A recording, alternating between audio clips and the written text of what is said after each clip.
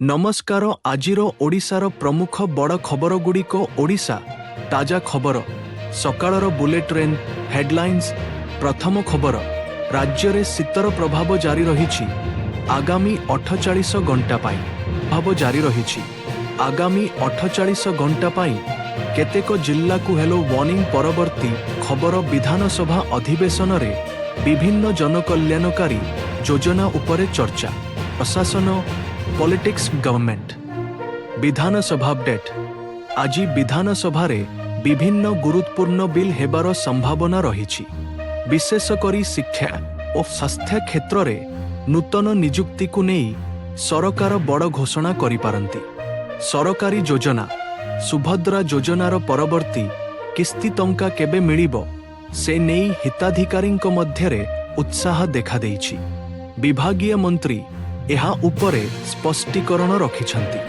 परवर्ती खबर पानीपाग अपडेट। शीतलहरी आंचलिक पानीपाग केन्द्रर सूचना अनुसार आभ्यंतरीण ओडिशा रे तापमात्रा रु डिग्री पर्यंत ह्रास पाई पारे।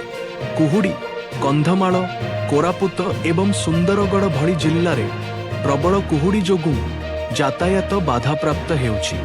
ड्राइभर मानंकु सतर्क रहिबाकु परामर्श दिया जाइछि। परवर्ती खबर श्रीमंदिर खबर। पुरी श्रीमंदिर रे भक्तंक भिड़ को दृष्टि रे रखी प्रशासन पक्षरु स्वतंत्र बारिकेड व्यवस्था करा जाइछि। आगामी पर्वपर्वाणी पाई नीति निर्गंत प्रस्तुत होइछि। परवर्ती खबर शिक्षा। राज्य रे युक्त 2 परीक्षा पाई प्रस्तुति चूड़ांत पर्याय। छात्र छात्री मानंकु परीक्षा केन्द्र रे कड़ा नियम पालन करिबाकु निर्देश दिया जाइछि।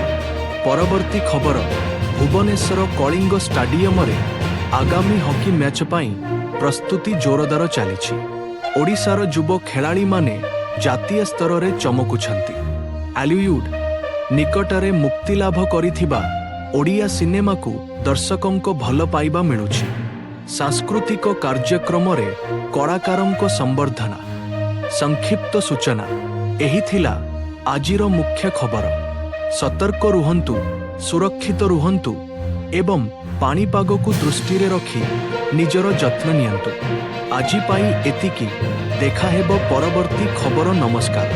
तो आपण कौनसी निर्दिष्ट जिल्ला किंबा घटना विषय रे अधिक तथ्य चाहुछंती तेबे मते जनातु। वीडियो ती भल लागिले निश्चय शेयर करिवे और लाइक सब्सक्राइब करिवे।